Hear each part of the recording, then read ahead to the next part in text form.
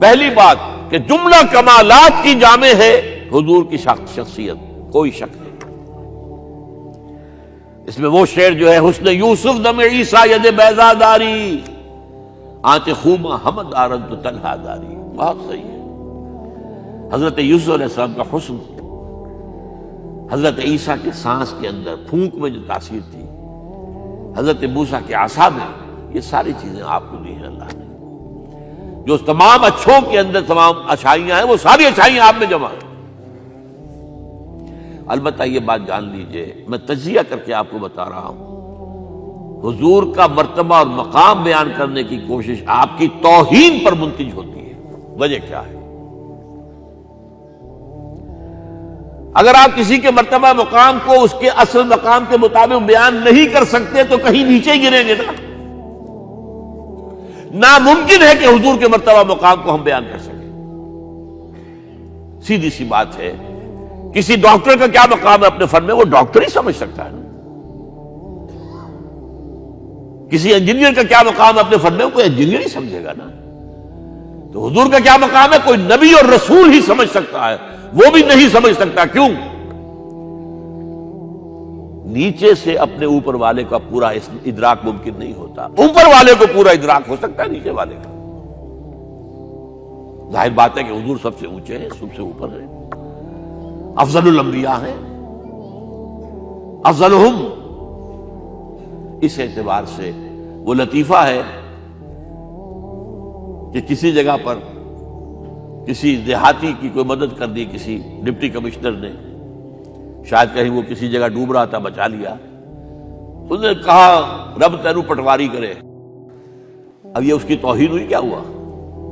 اسے کیا پتا یہ ڈپٹی کمشنر کس بلا کا نام ہوتا، اس کا کیا مقام ہے، کیا مرتبہ ہے۔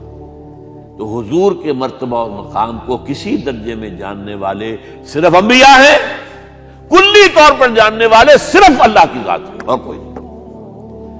آپ بیان کریں گے تو کہیں نہ کہیں نیچے رہ جائیں گے۔ آپ کو کیا پتا، یہ جو آپ فرماتے ہیں کہ میں اپنے رب کے پاس رات گزارتا ہوں، ابھی تو عند ربی هو یطعمنی و یسقین، وہ مجھے کھلاتا ہے پلاتا ہے، میں اور آپ سمجھ سکتے ہیں کچھ؟ شب معراج میں جو مشاہدات ہوئے ہم سمجھ سکتے ہیں؟ لقد رأى من آیات ربہ الکبریٰ، بس ختم۔ اذ یغشی السدرۃ ما یغشی، جبکہ اس بیری کے درخت کو ڈھانپے ہوئے تھا جو ڈھانپے ہوئے تھا، تم نہیں جان سکتے کیا ڈھانپے ہوئے تھا۔ کیا بیان کریں گے آپ کہ حضور کا مشاہدہ کیا تھا وہاں؟ اگر ہمارے لیے کسی درجے میں بھی اس کا ادراک اور فہم ممکن ہوتا تو وہ اللہ بیان کرتا۔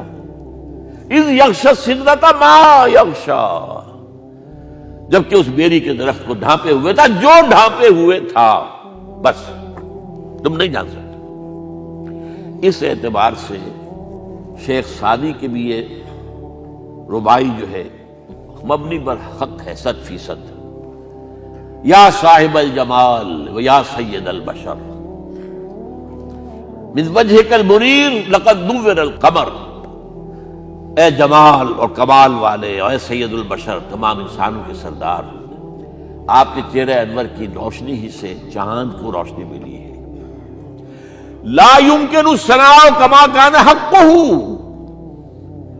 ممکن ہی نہیں ہے آپ کی ثنا جتنا کہ اس کا حق ہے۔ یہ بات میں نے بیان کی ہے، آپ نے شعر کے انداز میں پہلے سنی ہوگی، لیکن میں نے اس کا تجزیہ کر کے بتا، ممکن ہی نہیں ہے کسی انسان کے لیے کہ حضور کے مقام اور مرتبے کو بیان کر سکے۔ جو کوشش کرتا ہے، جرات کر رہا ہے، جسارت کر رہا ہے، کہیں نہ کہیں توہین کا مرتکب ہو جائے گا۔ ہاں، بحیثیت بشر ہم پہچان سکتے ہیں حضور باپ کیسے تھے، حضور شوہر کیسے تھے، یہ سب ہمیں سمجھ میں آ جائے گا۔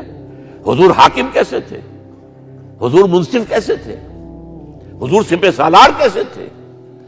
تمام جو بھی حیثیتیں ہو سکتی ہیں دنیا میں انسان کی، وہ تمام حیثیتیں جمع ہیں حضور کی ذات کے اندر۔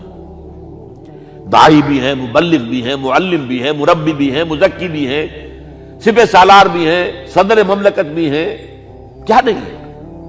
ہر ایک کے لیے اسوہ ہے، ہر ایک کے لیے اسوہ ہے۔ صرف ایک نوٹ کر لیجئے، نقطہ آ گیا ہے ضمنی طور پر، آپ کے اسوے میں ایک خلا ہے صرف. آپ کہیں گے میں توہین کر رہا ہوں، بات سمجھ لیجئے میری. ایک عورت کے لیے اس کی نسوانی زندگی کے لیے اسوہ حضور کی ذات میں نہیں ہے، یہ خلا ہے. یہی وجہ ہے، یہی سورہ مبارکہ احزاب جس میں یہ آیت آئی ہے لَقَدْ كَانَ لَكُمْ فِي رَسُولِ اللَّهِ أُسْوَةٌ حَسَنَةٌ، وہاں آپ کی ازواج کو قرار دیا گیا ہے، مسلمان خواتین کے لیے. اصل میں اسوہ وہ ہے، یا نساء النبی لستن کاحد من النساء، تم عام عورتوں کے مانند نہیں ہو. یہ حضور کا اسوہ جو ہے، جو ازواج مطہرات کے ذریعے سے ایک خواتین کا اسوہ جو ہے وہ امت کو ملا ہے. باقی کوئی انسان جس حیثیت میں بھی ہو، آپ اندازہ کیجئے 5 وقتہ امام بھی مسجد نبوی کے محمد ہیں اور خطیب بھی محمد ہے صلی اللہ علیہ وسلم. آج ہمارے ہاں 5 وقتہ امام کوئی اور ہوتا ہے. بڑی مسجدوں میں خاص طور پہ مغرب عشاء اور فجر کے اور ہوتے ہیں، ظہر اثر کو ایسے رکھاتے ہیں. اور یہ خطیب صاحب تو ظاہر بات ہے، خطیب صاحب ہے، وہ تو جمعے کو آئے گی. اللہ اللہ خیر صلی. وہاں یہ ہے کہ 5 وقتہ امام بھی ہیں اور آپ خطیب بھی ہیں، مدرس بھی ہیں، معلم بھی ہیں، مربی بھی ہیں، مزکی بھی ہیں. اور آپ نے دیکھا ہوگا ہمارے ہاں جو مشائخ ہوتے ہیں وہ تو نماز باجماعت میں بھی شریک نہیں ہوتے. وہ تو پتہ نہیں کس کیفیت میں کہاں جو ہے وہ نماز پڑھتے ہیں، علیحدہ پڑھتے ہیں تو علیحدہ پڑھتے ہیں، ورنہ وہ تو یہ کہ ہر وقت جو ہے وہ ایک خاص استغراق میں رہتے ہیں. اس حوالے سے یا صاحب الجمال و یا سید البشر من وجهك المنیر لقد نور القمر لا يمكن الثناء كما كان حقه بعد خدا بزرگ تو ہی قصہ مختصر. اور یہی بات غالب نے مرزا ایوب بیگ صاحب نے آپ کو سنائی. غالب سمائے خواجہ بے یزداں گذاشتیم. اے غالب ہم نے محمد صلی اللہ علیہ وسلم کی ثنا جو ہے وہ اللہ کے حوالے کر دی ہے، ہمارے بس کا روگ نہیں ہے. غالب ثنائے خواجہ بے یزداں گذاشتیم کہاں ذات پاک، کہاں یہ کہ آن کا مخفف بن جاتا عربی میں، کہاں کہ آن، کہاں ذات پاک مرتبہ دان محمد است، کہ وہی ذات پاک ہے جو محمد کے مرتبے سے واقف ہے اور کوئی نہیں جان سکتا.